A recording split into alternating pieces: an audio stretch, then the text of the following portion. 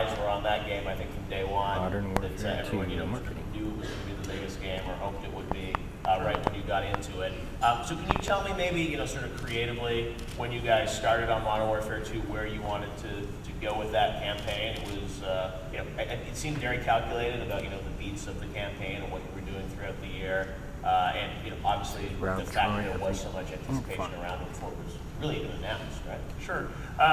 It's a tricky situation because, Activision has a franchise in Call of Duty that I think pretty much makes every publisher out there envious. And they've done a heck of a job over the years and strategically promoting it in every way possible. The real difficulty with MW2 is that you've got a brand that established itself right out of the gate as pretty much almost as a category killer. It really became like the #1 FPS right out of the door. And following up with that, Treyarch had incredible success then with COD World at War. And so there's an enormous amount of pressure on something like MW2 to try and better the brand as best as it can. So with us, it became a challenge of basically breaking it down to how you engage the core first, which is what we did with the teaser campaign, and then go ahead and take some really fantastic assets from Infinity Ward and try and actually tell the story about what was going on within the game, and make it a reason to believe for the mass consumer out there. And over the campaign, I think if you look at it, you sort of begin to understand why it's so important that you actually need to be part of this campaign. Right. You don't really know it in the beginning, but the fact of the matter is, by the time you see the invasion on U.S. soil, you want to go out there, which was a secret for a long time, and you definitely want to go out there and kick some ass. There's absolutely no doubt about it. All right, well, the first thing we're going to look at is, I think it's not the teaser spot, but it's actually the first sort of revealed trailer, which I know we teased on Game Trailers TV, and then I think ran inside the NBA Finals or something, right? Or the conference finals last year. So let's take a look at that spot from Modern Warfare 2, which aired last spring.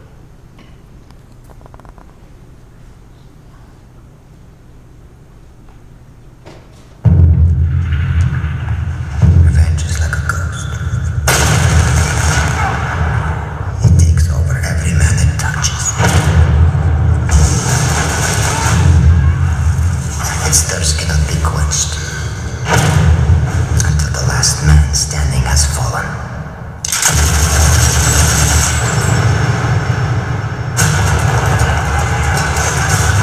This appears to be the work of the ultra-nationalists led by the Shadow of Zakayev, one Vladimir Makarov. The Kremlin, however, sees it differently. The Prime Minister has pledged full support to aid in any way possible. Zakayev kept Makarov in check, but no longer.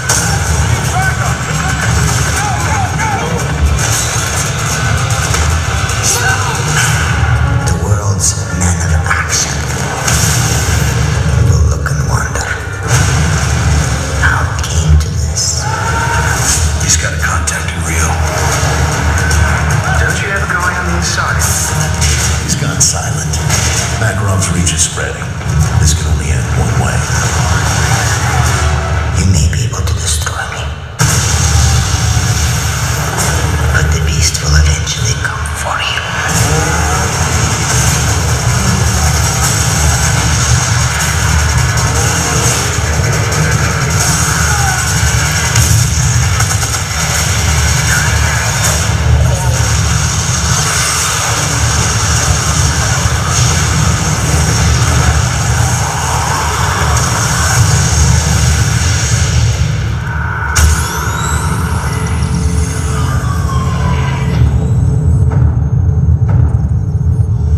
Месть на мне, и я отомщу. Great spot. Now, that aired I think it was late May of last year. I think one thing that a lot of people in the business are probably amazed with is that you had that amount of great gameplay with so much variety, looking so great in May for a game that's coming out in November. This was even before E3. How are you guys able to get such great shots of in-game action that early on a game like that? We have an advantage in this case in that we've got a team that's myself included, has worked inside proprietary and off-the-shelf engines for well over a decade now. And in the case of the COD brand and Infinity Ward and Treyarch for that matter, we've been working on that franchise since the inception of IW itself. Right. So we know that engine very well. We're able to pull some pretty cool tricks, I think, out of that engine. It's sort of neat to me looking back on it. Some of this footage up until, in fact, last night when we did the run through here, I hadn't actually watched this stuff for a little while. And it's sort of neat looking back on it and remembering exactly how many takes it took to get through, a sequence of something. And some of those scenes, in all honesty, can take anywhere from 2 or 3 to 6 or 8 hours to get it just exactly the way that you want it. And so and you get guys the are sequence. capturing this, at Ant-Farm. It's not the developer kind of dumping a bunch of footage. No, to you guys are in there no, making the this. developer doesn't have time. I mean, the developer has a game to make, and that's their job, and they need somebody else to be able to take care of this type of stuff for them. So, I mean, how does that interplay work? So, a lot of developers, I'm sure, there are issues with, the build is not ready, or there's a certain part that, isn't working. I mean, you have to have that constant dialogue with them to make sure the game is up and running. Because, I mean, that's not just, one scene of the game. I mean, that's a lot of the game. It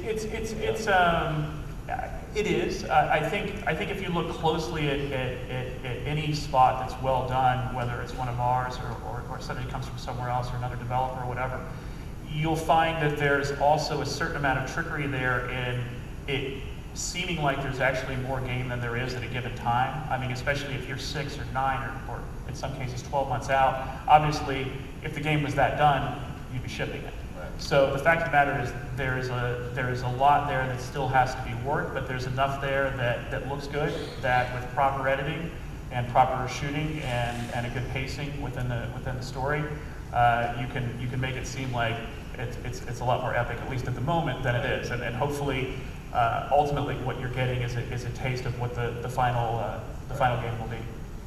Well, let's move on to the next show that you guys